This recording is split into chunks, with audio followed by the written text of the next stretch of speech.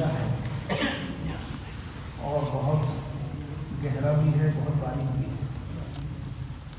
مولانا سعید احمد خان صاحب مکی رحمۃ اللہ علیہ فرمایا کرتے تھے، یہ کام بال سے زیادہ باریک ہے اور تلوار کی دھار سے زیادہ تیز ہے۔ یہ کام بال سے زیادہ باریک ہے اور تلوار کی دھار سے زیادہ تیز ہے۔ یہ کام اس کے لیے کرنا آسان ہے جو اپنی اصلاح چاہے۔ دعوت کا کام، اس کام میں چلنا بھی، اس کام کا کرنا بھی اس کے لیے بہت آسان ہے جو اپنی اصلاح چاہے، اور یہ کام ان لوگوں کے لیے کرنا بہت مشکل ہے جو دوسروں کی اصلاح چاہے۔ یہ کام کے لیے کرنا بہت مشکل ہے جو دوسروں کی اصلاح چاہے،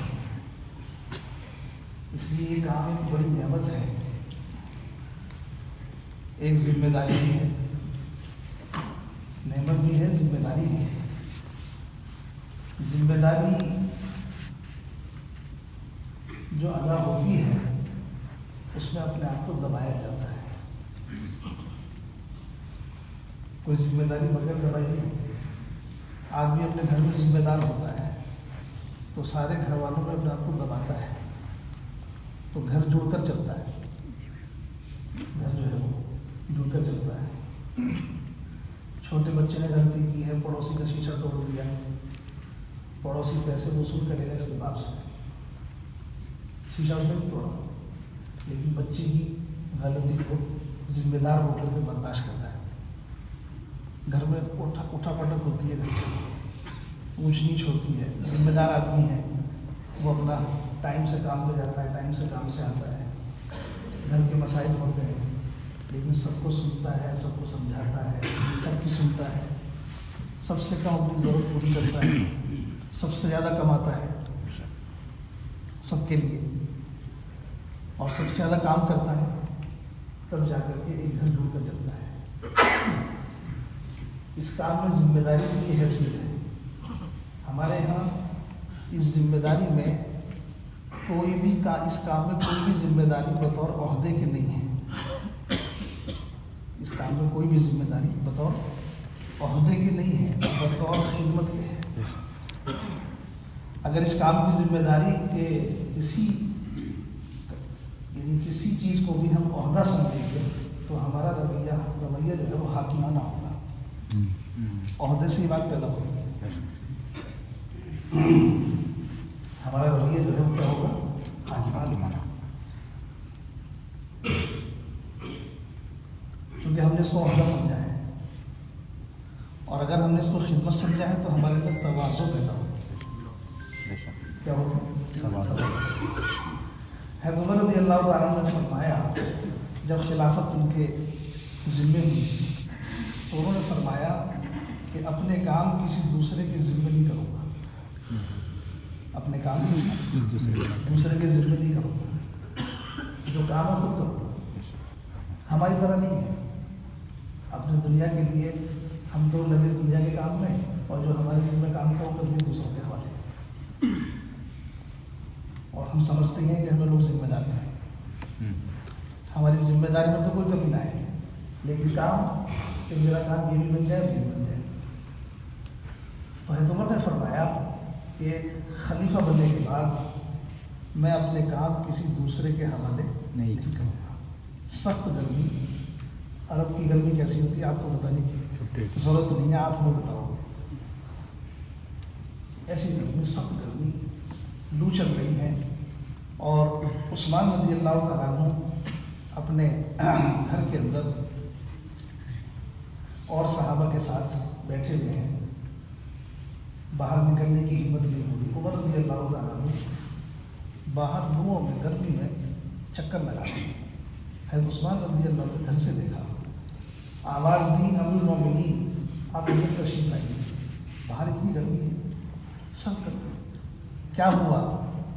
حضرت عمر رضی اللہ عنہ نے جواب دیا کہ صدقے کے اونٹ کھو گئے ہیں، انہیں تلاش کرنا۔ صدقے کے اونٹ کھو گئے ہیں، انہیں تلاش کرنا۔ حضرت عثمان نے کہا کہ میں اپنا غلام بھیج دیتا ہوں، ساتھی بھیج دیتا ہوں، وہ تلاش کر لیں گے۔ حضرت عمر نے کہا رضی اللہ تعالیٰ عنہ، ان کا جواب مجھے دینا ہے، یہ میری ذمہ داری ہے، ان کا جواب مجھے دینا ہے، مجھ سے پوچھو، اسے میں تلاش کروں۔ گشت کرتے تھے، گشت کرتے تھے، گشت کرتے کرتے ایک گھر میں پہنچے، ایک جنگل میں جگہ پہنچے، تو بچے رو رہے ہیں اور دو میاں بیوی ہیں، انہوں نے پانی چڑھایا ہوا ہے، پانی گرم ہو رہا ہے، بچے انتظار کر رہے ہیں، کھانا پک رہا ہے۔ حضرت اللہ نے دیکھا تو دیکھ کر کے سارا منظر سمجھ میں آیا۔ انہوں نے کہا کہ پانی ابل رہا ہے، کھانا نہیں ہے، لیکن وہ بول رہے ہیں کہ عمر رضی اللہ تعالیٰ کا حساب، عمر رضی اللہ عنہ وہ تو ان سے پوچھ ہوگی اس بارے میں، وہ ہمارے امیر بنے ہیں اور ہمارے حال کی خبر بھی نہیں دیتے۔ عمر رضی اللہ عنہ نے گھر دے اور ہر طرح کا سامان اپنے اس میں سے نکالا، بوری میں بھرا۔ بوری میں بھرنے کے بعد اس بوری کو غلام نے کہا کہ میں اٹھاؤں، ہے تو میں نے کہا نہیں، میں اٹھاؤں گا، اس لیے کہا تھا کہ اپنے کام دوسرے کے حوالے نہیں۔ تو اپنے کندھے پر، اپنی پیٹھ پر رکھ کر اس بوری کو بھر کے لائے۔ غلام سے یہ بھی نہیں کہا کہ چولہا جلاؤ، چولہا بھی خود ہی جلایا، اس میں پھونک بھی خود مار رہے ہیں، دھواں چولہے میں سے نکل کے آپ کی داڑھی میں جا رہا ہے۔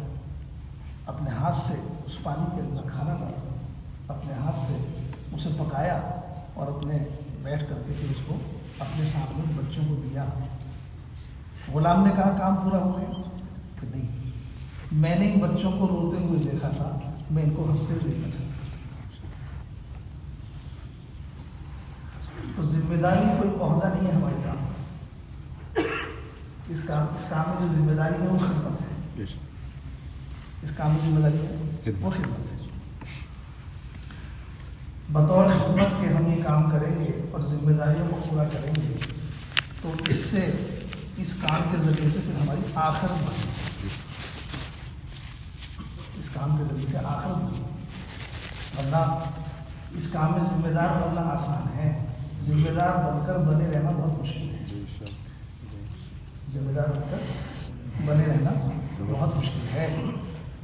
مولانا سعید احمد خان صاحب مکی رحمۃ اللہ فرمایا کرتے تھے، پرانے جو ہیں وہ دو طرح کے ہوتے ہیں، پرانے دو طرح کے ہوتے ہیں، ایک پرانے ہیں اوقات کے اعتبار سے، ایک پرانے ہیں صفات کے اعتبار سے،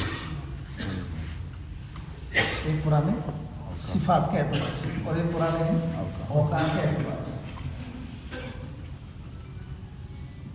ایک مثال دیتے تھے پرانوں کی کہ ایک پرانا تو وہ ہے جو گاڑی کی طرح پرانا ہے،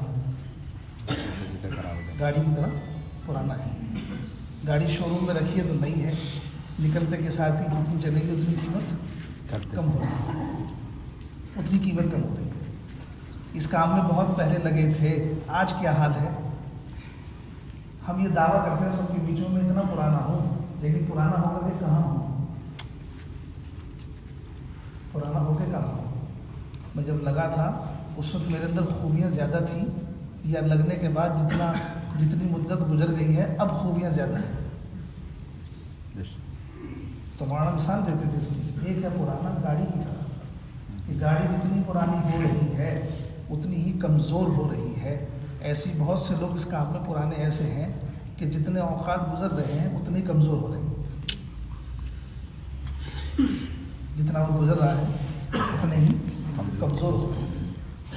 دل یہ تسلی دے رہا ہے کہ ہم تو بہت پرانے ہیں، ہم تو آپ سے پہلے لگے ہوئے ہیں۔ یہ آپ کے سوچنے کی بات نہیں ہے، یہ بات تو نئے لوگوں کی ہے، وہ سوچیں گے کہ آپ پرانے ہیں، نئے لوگ سوچیں گے کہ آپ پرانے ہو، یہ سوچ کے وہ آپ کا اکرام کریں الگ بات ہے، لیکن جب آپ کے دل میں یا ہمارے دل میں یہ خیال آئے گا کہ ہم پرانے ہیں تو اس کا سب سے بڑا نقصان یہ ہوگا کہ ہماری محتاجگی ختم ہو جائے گی، ہماری محتاجگی ختم ہو جائے گی، ہمیں سمجھیں گے تعلیم آپ کے لیے ہے، میرے لیے میں پرانا ہوں، گشت آپ کے لیے ہے، میرے لیے نہیں۔ جب میں اس کام میں لگا تھا تو محتاج بن کے گشت کرتا تھا، محتاج بن کے تعلیم میں بیٹھتا تھا، سمجھے؟ منشی اللہ دتا رحمۃ اللہ علیہ مرکز کے اندر ہمارے بڑے لوگوں میں تھے، بڑے بزرگوں میں تھے. تعلیم کا وقت ہوتا تھا 9 بجے کا، تو آ کے بیٹھ جاتے تھے مسجد کے اندر. اگر کوئی تعلیم کرانے والا 9 بجے نہیں آیا تو ایسی کیفیت کے ساتھ کہتے تھے کہ بھی کہاں ہے تعلیم کرانے والے، کہاں ہیں، جلدی بلاؤ، میں اللہ تعالیٰ کی رحمت کو پھرتا ہوا دیکھ رہا ہوں. میں اللہ کی رحمت کو پھرتا ہوا دیکھ رہا ہوں. یعنی ہم بھی سمجھتے نہیں تعلیم کو معمولی میں ہے. اس کام میں جتنے اعمال ہیں وہ کسی کی دماغ کی سوچ نہیں ہے.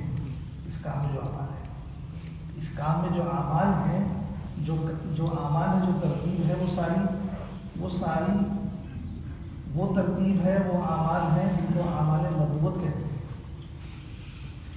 سبھی دعوت ہے، تعلیم ہے، ذکر، عبادت ہے، خدمت ہے. تو اسے فرماتے تھے کہ تعلیم کے لیے تھوڑی سی بھی تاخیر ہوئی، تعلیم کے دوران میں تعلیم شروع نہیں کی اور تعلیم کا حلقہ نہیں لگا، تو اتنی دیر میں کہتے تھے کہاں ہیں تعلیم والے، میں اللہ کی رحمت کو پھرتا ہوا دیکھ رہا ہوں.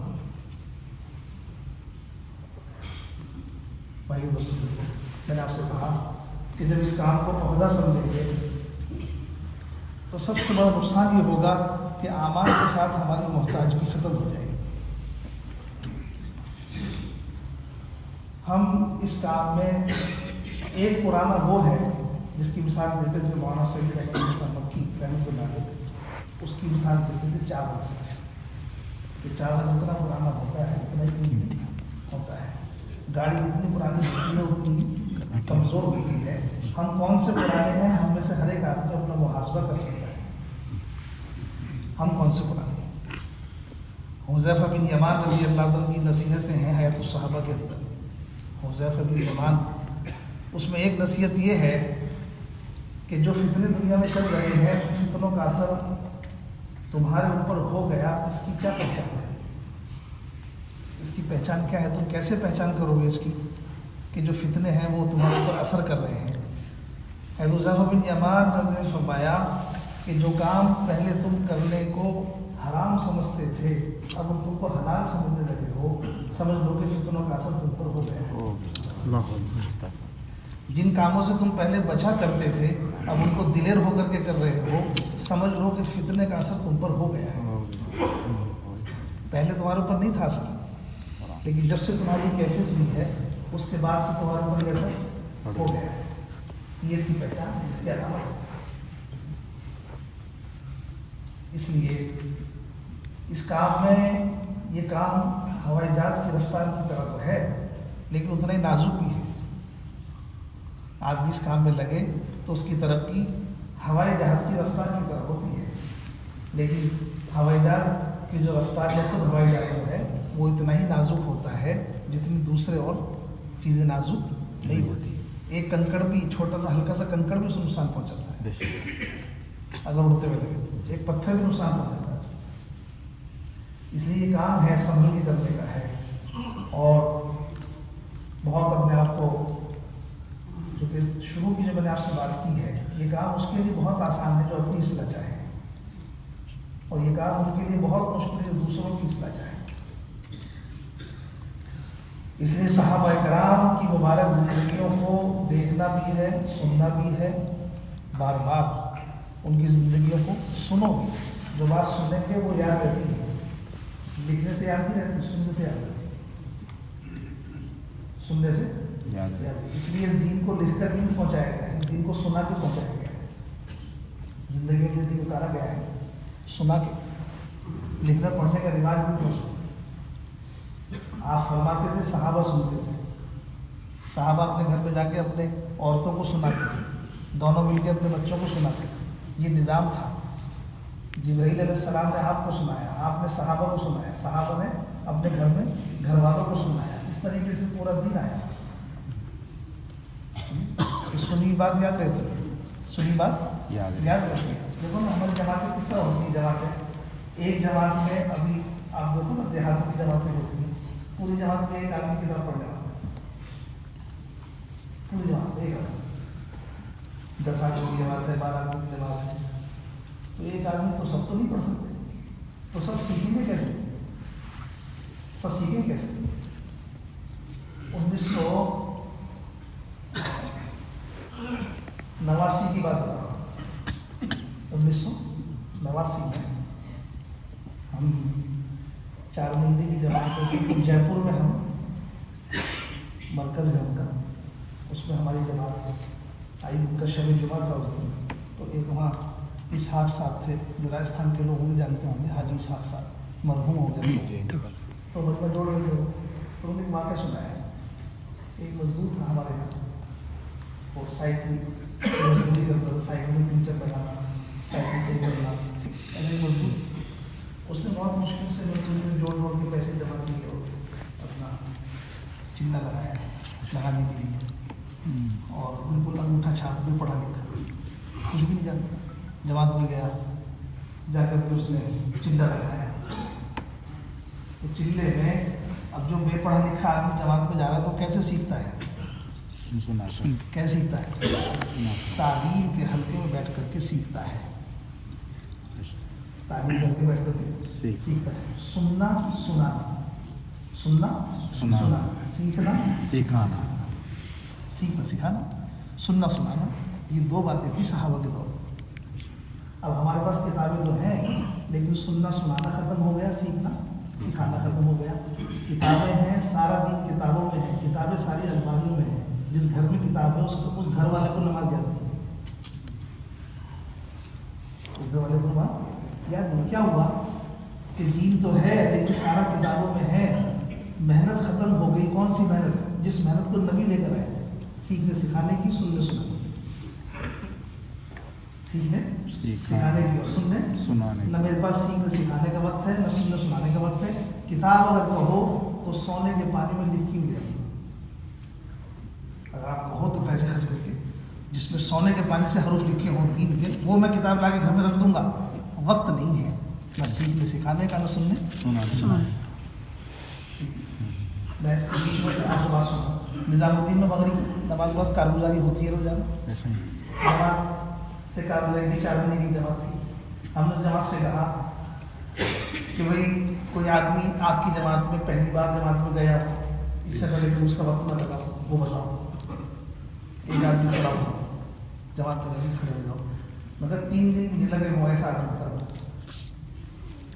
تو اس نے کہا کہ ایک آدمی اس نے 3 دن بھی پہلے کبھی نہیں لگائے, 4 مہینے. ہم نے اس کو بلایا کہ آ جاؤ, کرسی بیٹھ جاؤ. ہم نے اس سے کہا کہ تم کبھی زندگی میں جماعت میں نہیں گئے, اور 4 مہینے میں تم جماعت میں گئے, پہلی بار گئے, پہلی بار میں تم نے 4 مہینے لگائے, تمہیں کیا فائدہ ہوا؟ اس نے بے ساختہ کہا کہ سب سے بڑا فائدہ مجھے یہ ہوا کہ جماعت میں جا کے میں نے نماز سیکھی. جماعت میں جا کے میں نے نماز سیکھی. میں نے کہا کہ تم اپنی عمر بتاؤ, وہ کتنی عمر ہے تمہاری؟ کہ یہ عمر تو میری 67 سال ہے. کتنی؟ 67. حیرت کی بات ہے. یہ میں سنانا چاہتا ہوں. یہ نہیں کہ نماز سیکھ لی, نماز تو سیکھتے ہیں لوگ, نکلتے ہیں, 15 سال والے بھی نکلتے ہیں, 20 سال والے بھی نکلتے ہیں, لیکن 67 سال کی عمر کا ایک آدمی بیٹھ کے یوں کہہ رہا ہے کہ جماعت میں جا کے مجھے سب سے بڑا فائدہ یہ ہوا کہ میں نے نماز سیکھ لی. تو 67 سال تک بھی اپنے محلے میں رہا, جس محلے میں مسجد بھی ہے, نمازی بھی ہے, سمجھے کچھ, لیکن 67 سال تک آدمی نماز نہیں سیکھ سکا. جو کام 67 سال میں نہیں ہوا وہ کام 4 مہینے میں ہو گیا.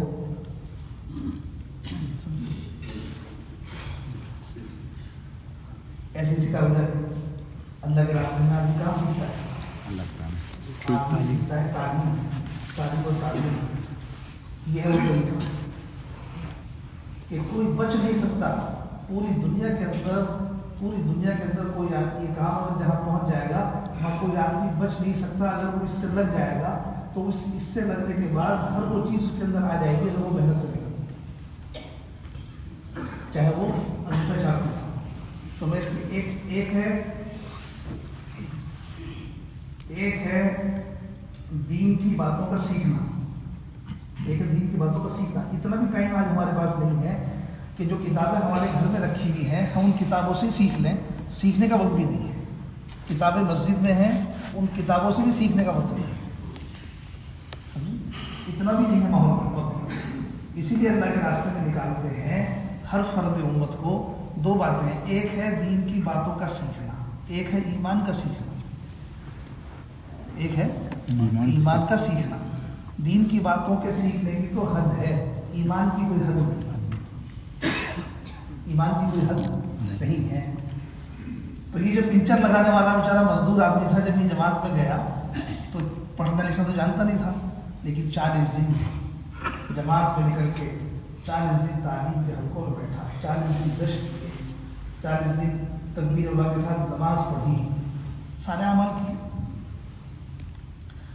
تو اس کو ایمان کے اعتبار سے اس کی یہ بات سمجھ میں آئی جب 40 دن تعلیم میں بیٹھا اور اس کو سنا کہ جب بھی کوئی مسئلہ آئے تو نماز پڑھو، جب بھی کوئی مسئلہ آئے، جب بھی کوئی مسئلہ آئے تو کیا کرو؟ یہ کہاں ہے؟ کہاں لکھا ہوا ہے؟ تعلیم کہاں لکھا ہوا ہے؟ حکایت صحابہ میں جب آپ پڑھو گے تو حکایت صحابہ کا مطلب یہ ہے کہ اس میں صحابہ کی زندگی کے ایک ایک جز پر کے واقعات ہیں، صحابہ کا دین کی سچیوں کا برداشت کرنا، پھر اس کے بعد صحابہ کا ایمان، اس کے بعد صحابہ کی نماز، اس کے بعد صحابہ کا علم، صحابہ کی نماز، صحابہ کا زہد،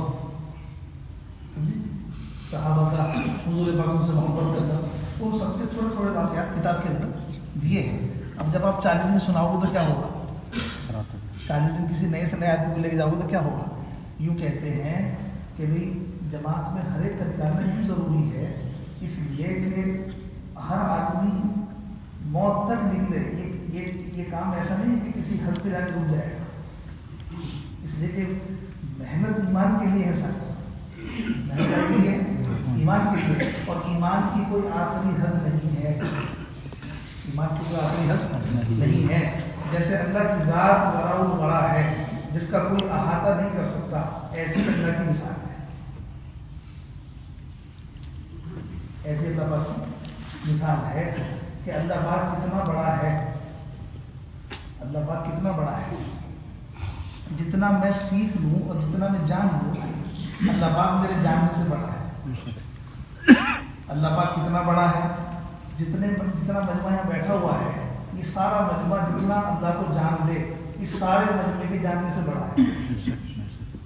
اللہ پاک کتنا بڑا ہے، 1000 سال کی عمر ملے اور 1000 سال میں اللہ کے سوا کسی کو نہ جانے، 1000 سال میں اللہ کے سوا کسی کو نہ جانے، 1000 سال میں جتنا اللہ کو جان لیا، اللہ اس سے بڑا ہے۔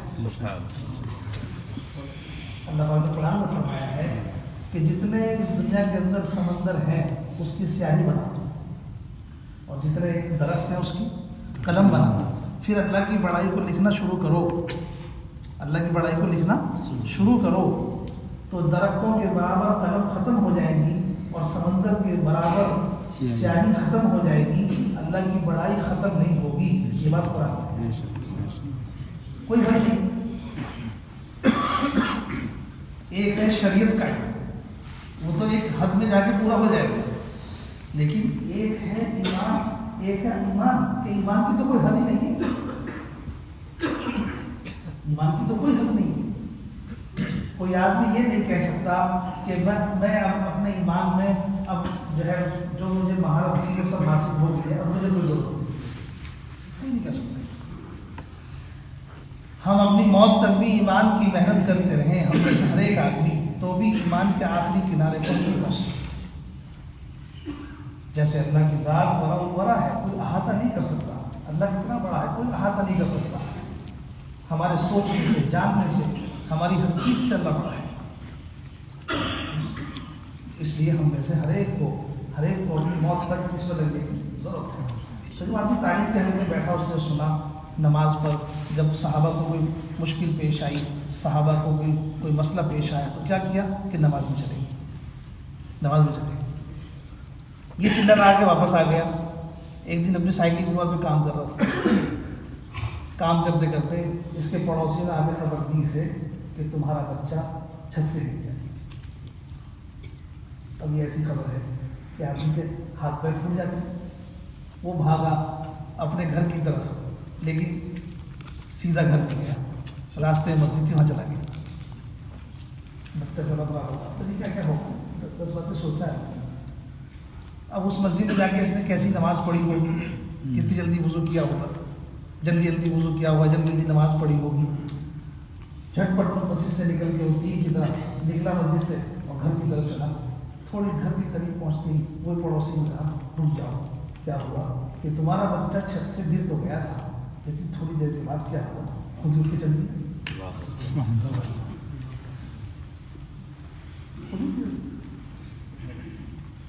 اللہ تعالیٰ آزمائش کے طور پر جب ایمان بناتے ہیں تو آزمائش کے طور پر حالات بھی ڈالتے ہیں،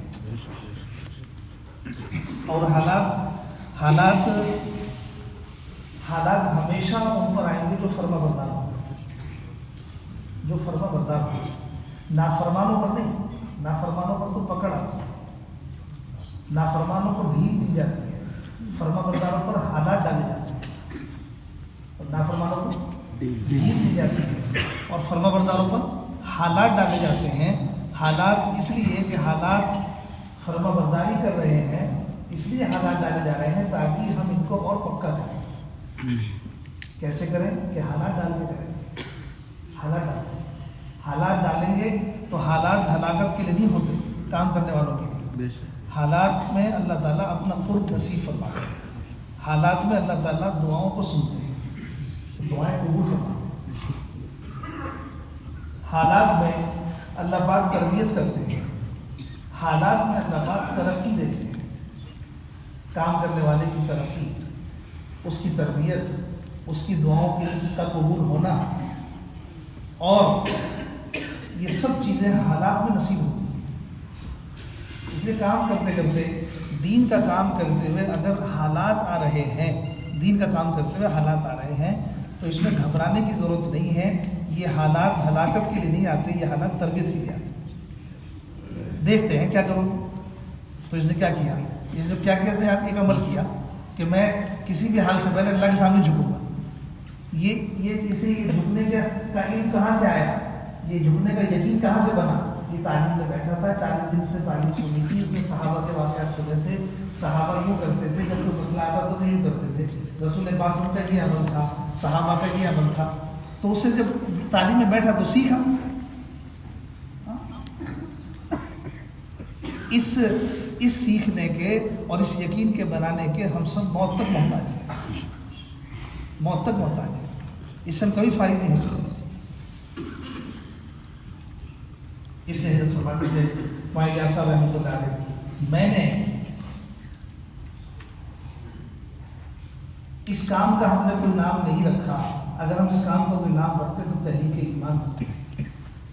ایمان کے بنانے کی محنت ہے، ایمان کے بنانے کی محنت ہے. ہاں، دنیا ہے، اس کی مصروفیت ہے، اس کی مشغولی ہے، اور اس میں پھر یہ کام ہے، محنت ہے، اس میں عمل ہے. مولانا یوسف صاحب رحمۃ اللہ فرماتے تھے دنیا کے اندر صرف 2 ہی محنتیں ہیں. ایک محنت ہے ملک اور مال کی، ایک محنت ہے ملک اور مال کی، اور ایک محنت ہے ایمان اور اعمال کی. بس 2 محنتیں ہیں. فرماتے تھے ملک اور مال کی محنت کا جو انت ہے وہ نامراد ہونا ہے.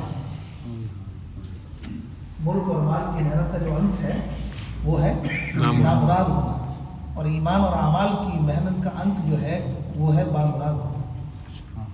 یہ فرق ہے. اس لیے اس کام میں، اس محنت میں جو ترتیب بنائی گئی ہے، جو خروج ہے، جو مقامی کام ہے، وہ اس لیے ہے کہ ہم اپنے آپ کو کسی عمل پر باقی رکھیں.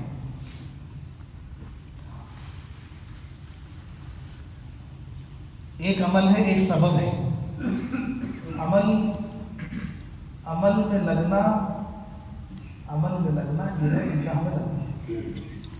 عمل میں لگنا یہ ہے اللہ میں لگنا، اور اللہ کی بنائی ہوئی چیزوں میں لگنا یہ ہے مخلوق میں لگنا.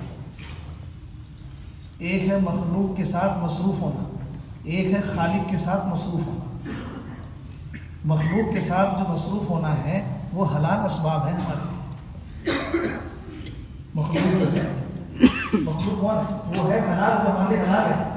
20 بچے حلال ہیں، گھر کاروبار حلال ہے لیکن مخلوق ہے، جتنی دیر لگیں گے غفلت آئے گی. مخلوق ہے جتنی دیر لگیں گے غفلت آئے گی. حنظلہ رضی اللہ تعالیٰ عنہ مسجد سے گھر میں آئے، 20 بچوں کے پاس بیٹھے، 2-4 باتیں کی اور یوں کہہ کے کھڑے ہو گئے حنظلہ منافق ہو گئے. یوں کہہ کے کھڑے ہو گئے حنظلہ منافق ہو گیا. 20 بچوں کے پاس بیٹھے ہیں، 20 بچوں کے علاوہ نہیں بیٹھے کہیں، گھر بھی حلال ہے، 20 بچے بھی حلال ہیں، اپنے گھر میں بیٹھے ہیں، لیکن اپنے بچوں اپنے گھر میں بیٹھ کر اپنے بھی بچوں میں بیٹھ کر کے یوں کہہ رہے حنظلہ منافق ہو گیا. کیوں؟ باہر نکلے، ابو صدیق رضی اللہ ملے، کہا کہ یہ ہوا، ابھی مسجد میں بیٹھے ہوئے تھے تو دل کا حال کچھ اور تھا، گھر میں آ کے ابھی بچے میں بیٹھے تو دل کا حال بدل گیا. ہمارے تو نفاق پل رہا ہے.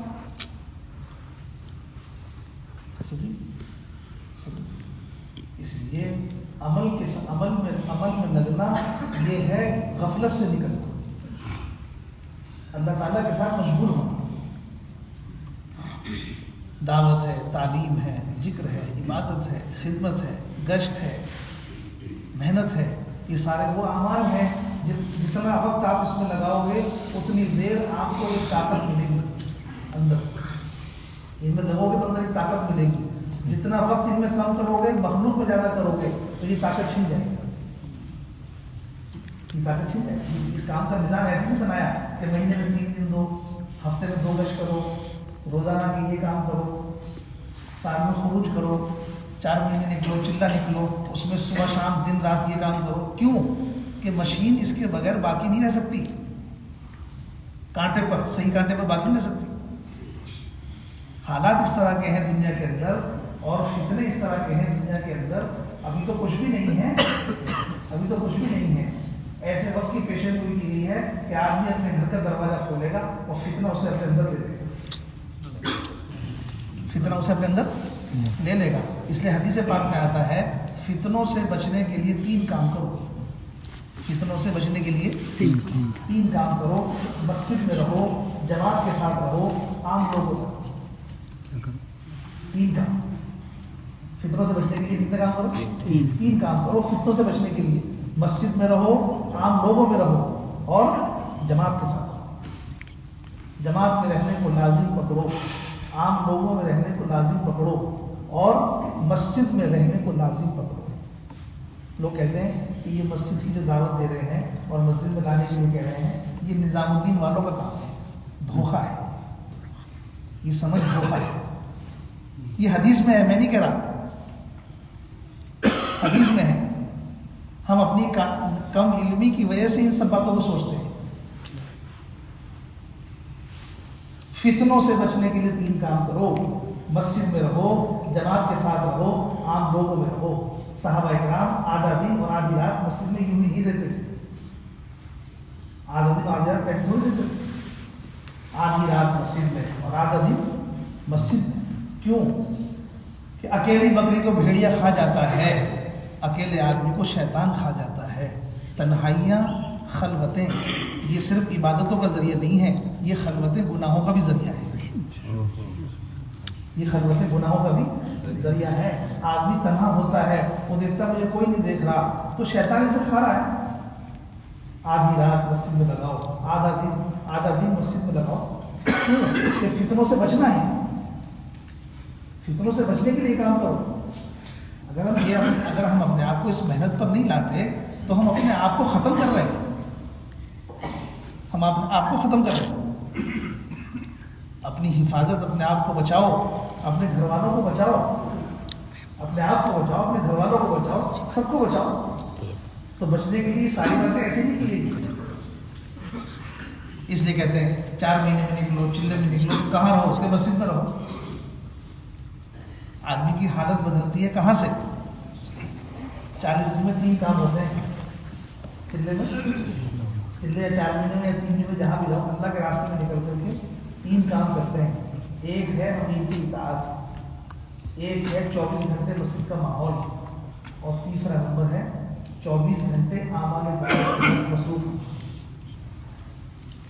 24 گھنٹے اعمال دعوت کے ساتھ مصروف ہونا. اعمال دعوت میں، تعلیم میں، ذکر میں، عبادت میں اور خدمت. حضرت فرماتے تھے یہ 4 اعمال ہیں ان اعمال میں لگے رہو، چاروں سمتوں میں ہدایت آئے گی، مشرق میں، مغرب میں، شمال میں، جنوب میں۔ فرماتے تھے مولانا صاحب ان 4 اعمال میں لگے رہو، چاروں اقوام میں ہدایت آئے گی، مشرق میں، ملحد میں، یہود میں، نصارہ، ان پہ لگے رہو، ان اعمال میں لگے رہو۔ بھائی دوستوں کو جس گھر میں تعلیم ہوگی اس گھر سے ہدایت پھیلے گی، اس گھر سے ہدایت پھیلے گی، اس پہ یقین کرو۔ پتہ نہیں کیا چیز ذریعہ بن جائے، آپ کا گھر ایک دوسرے گھر کی ہدایت کا ذریعہ بن جائے۔ آدمی ان اعمال سے جڑا رہے، اعمال میں لگنا اللہ میں لگنا ہے، اعمال میں لگنا اللہ میں لگنا ہے۔ اور حدیث قدسی ہے، اے آدم کی اولاد تو میری عبادت کے لیے فارغ ہو جا، میں تیرے سینے کو تفکرات سے خالی کر دوں گا اور تیری تنگی دور کر دوں گا۔ دوسرا ٹکڑا ہے، ورنہ سینکڑوں قسم کے مشابہ سے تیرے سینے کو بھر دوں گا اور تنگی دور نہیں کروں گا۔ مسلمان اس لیے پریشان ہیں کہ ان کے پاس ملک اور مال نہیں، مسلمان اس لیے پریشان نہیں ہے کہ ان کے پاس ملک اور مال نہیں ہے، مسلمان اس لیے پریشان ہے کہ مسلمان اللہ کے لیے فارغ نہیں ہے، مسلمان اللہ کے لیے فارغ نہیں۔ اس لیے بھائی دوستوں لوگوں، ہم اس کام کو کیوں کریں؟ کیا اس کام میں ذمہ داری ہے؟ یہ کام کس لیے ہے؟ یہ کام کسی جماعت کا کام نہیں ہے، یہ کام کسی جماعت کا کام نہیں ہے۔ جماعت بن کر یہ کام مت کرو، امت بن کے کرو۔ یہ کام ساری امت کا ہے، کسی جماعت کا نہیں ہے۔ یہ کام ساری امت کا ہے، یہ کام کسی جماعت کا نہیں ہے۔ دعوت دینا کسی جماعت کا کام نہیں ہے، تعلیم اور تعلم کسی جماعت کا کام نہیں ہے، ذکر اور عبادت کسی جماعت کا کام نہیں ہے، ساری امت کا کام ہے۔ امت بن کے کرو اور امت کا کام سمجھو، امت بن کے کرو۔ یہ نہیں کہ میرا حلقہ ہے، تمہارا حلقہ ہے، یا یہ حلقوں کی کوئی تقسیم نہیں ہے۔ حلقوں کی تقسیم کام کی سہولت کے لیے ہے۔ اگر آپ نے یوں سمجھا کہ یہ آپ کے حلقے میں کمزوری ہے، میرے حلقے میں نہیں، تو آپ امت بن کر نہیں سوچ رہے، جماعت بن کے سوچ رہے، آپ جماعت بن کے سوچ رہے۔ مولانا محمد بن سلیمان جہانی رحمۃ اللہ علیہ نے سنایا ہندوستان کے مشورے میں ایک جوڑ میں کہ ایک علاقے والے آئے نظام الدین مولانا انعام الحسن صاحب رحمۃ اللہ علیہ کے زمانے میں، اور آ کر کے نبی کے پاس حاضر ہوئے اور یوں کہا ہے ہمارے علاقے میں یہ انتشار ہے اور یہ تھوڑا سا مسائل ہے۔ ہندوستان کا مشورہ تھا مولانا محمد بن سلیمان جہانی نے سنایا کہ پوری رات حضرت روتے رہے یہ کہتے ہوئے، اے اللہ یہ سارا انتشار میری وجہ سے ہے، یہ سارا انتشار میری وجہ سے ہے۔ پوری رات حضرت روتے رہے اور اللہ تعالیٰ سے یہ کہتے ہیں، اللہ میری وجہ سے ہے۔ دوسروں کی کمی کو ان کی کمی مت سمجھو، اگر امت ہو تو اپنی کمی سمجھو۔ یہ کام دوسروں کی کمی کو اپنے سر لینے کا ہے۔ پرانا وہ ہے جو دوسروں کی کمی کو اپنے سر لے۔ ابوبکر صدیق رضی اللہ عنہ قربانی میں سب سے زیادہ آگے ہیں، سب سے زیادہ قربانی میں آگے ہیں، لیکن جو کہتے ہیں دین میں کمی آئے اور ابو بکر زندہ میں، ہم یہ کہا ہے دوسروں کو مارتے ہیں، تمہاری وجہ سے گشت نہیں ہوا، تمہاری وجہ سے جماعت نہیں بنی، تمہاری وجہ سے یہ کام نہیں ہوا، تمہاری وجہ سے یہ انتشار ہے۔ ہم یہ ساری کمیاں دوسروں میں نکالتے ہیں۔ اس امت کا سب سے بڑا آدمی جو سب سے زیادہ قربانی میں سب سے زیادہ آگے ہے، وہ ہر کمی کو اپنے سے جوڑتا ہے۔ اس کام کو ان کی صفات کے ساتھ کرنا، اس کی محنت ہے اس کام۔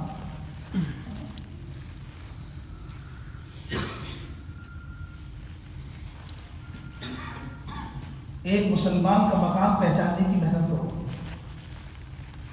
ایک مسلمان کا مقام پہچاننے کی محنت کرو، کیونکہ یہ کام اجتماعیت کے بغیر نہیں چلے گا، یہ کام اجتماعیت کے بغیر نہیں چلے گا، اور اجتماعیت اکرام کے بغیر نہیں ہوگی، اجتماعیت اکرام کے بغیر نہیں ہوگی۔ اکرام مسلم کی بنیاد عمل نہیں ہو سکتا، کیونکہ کوئی مسلمان ایسا نہیں اس کے عمل میں کمی نہ ہو، کوئی مسلمان ایسا نہیں اس کے عمل میں کمی نہ ہو۔ حدیث کا فیصلہ ہے کلکم خطاؤن کہ تم سارے کے سارے خطا کار ہو. تو ہم میں سے کون باقی رہے گا جس میں خطا؟ ہر ایک کا چہرہ حسین ہے, ہر ایک کے پیٹ میں پخانہ بھرا ہوا ہے, ہر آدمی گندگی اپنے ساتھ لے کے چلتا ہے. کوئی آدمی یہ نہیں کہہ سکتا کہ میں گندگی سے پاک ہوں. تو کسی مسلمان کا اکرام اس کے عمل سے نہیں ہو سکتا. عمل میں سب کے کمی ہے. ہم لوگوں کو تولتے ہیں ان کے عمل سے, ہم لوگوں کو تولتے ہیں ان کے عمل سے. ایک جنازہ آپ کی خدمت میں لایا گیا, حیدر رضی اللہ کہا کہ اس کی نماز آپ نہ پڑھائیں. ہم میں سے کوئی پڑھا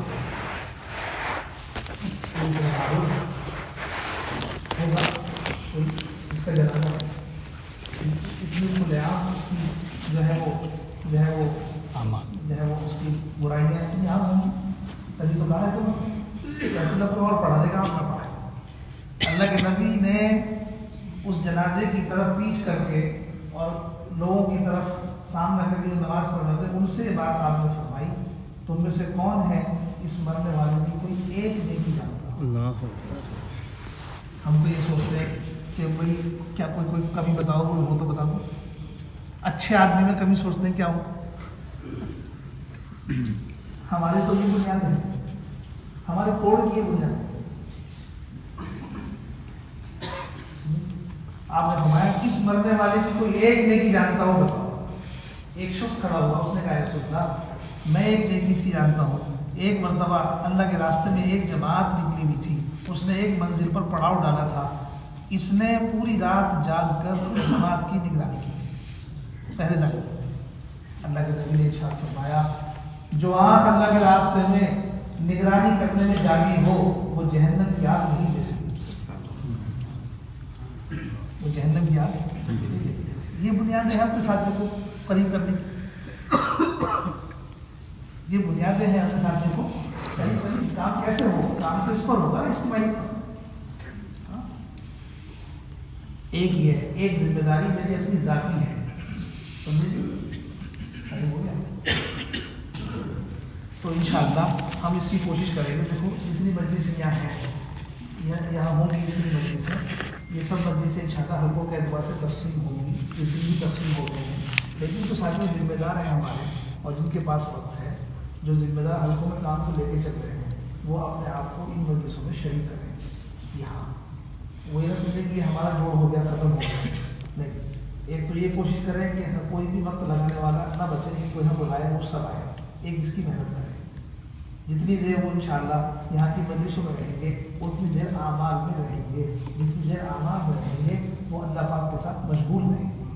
ایک آدمی کے لیے آپ ذریعہ بن گئے, آپ نے اس پر محنت کی, اس کا وقت اللہ کے ساتھ مشغول ہوا, اللہ کے ساتھ اس کا وقت مشغول ہوا, اسے کتنا بڑا فائدہ ہوگا. لیکن آپ نے اسے جوڑا تو آپ کو کتنا بڑا فائدہ ہوگا, آپ نے جوڑا تو آپ کو کتنا فائدہ ہوگا. ایک تو اس نیت سے آپ محنت کر کے ہر پرانے ساتھی کو یہاں کی مجلسوں میں بھیجیں اور یہاں رہیں, اور اپنے آپ کو محتاج بنا کر ہر مجلس میں شریک کریں, ہر لوگ. جتنا آپ خالی اپنے آپ کو خالی رکھو گے اتنا بھر کے جاؤ گے, جتنا خالی رکھو گے اتنا بھر کے جاؤ گے. ایسا مجھ سے کچھ نہیں آتا, مجھ سے کچھ نہیں آتا, میں کچھ نہیں جانتا. اپنی کمزوری, اپنی بے بسی, اپنی بے کسی کا اظہار کرتے رہو تاکہ اللہ تعالیٰ کی طرف سے عمل کی توفیق کا دروازہ کھلتا رہے. اس اعتبار سے اپنے آپ کو شریک کریں یہاں کی مجلسوں میں, اور یہاں کوشش کریں کہ تشکیلیں بھی ہوں. آخری مجلس ہماری تشکیل کی ہوگی, اللہ کے راستے میں نکلیں. اور جتنی آپ حضرات ماشاء اللہ کے ذمہ دار ساتھی بیٹھے ہوئے ہیں, آپ بھی اپنی ذمہ داری کو سمجھیں کہ جو ساتھی ہمارے وقت لگا رہے ہیں اور کام میں جڑے ہوئے ہیں ان کو جوڑے رکھنا اور پابندی سے ان سے عمل کرانا ایک بھی ذمہ داری ہم سب کے اوپر ہے. ایک ہے خود اپنی ذات سے عمل کرنا, ایک ہے دوسروں کو عمل کرانے, دوسروں کو عمل میں جوڑنے کی محنت کرنا. یہ ذمہ داری ہے ہمارے آپ کے اوپر. اپنے عمل کو کرنے کی ذمہ داری, دوسروں کو جوڑنے کی ذمہ داری. اس اعتبار سے انشاءاللہ سارے حلقوں میں بات دعوت پہنچ بھی گئی ہے, سب لوگ فکر سے آئیں. اور ذمہ دار ساتھی جو پورے آپ کو قوت کے اعتبار سے وہ یہاں کی جتنی مجلسیں جتنے دن ہوگی اس میں بھی برابر شرکت کرتے رہیں. ذمہ دار یہ نہ سمجھے کہ آج ہمارا نہیں, ذمہ دار عام لوگ نہیں ہوگا, دوسرے لوگ متاثر ہوتے ہیں.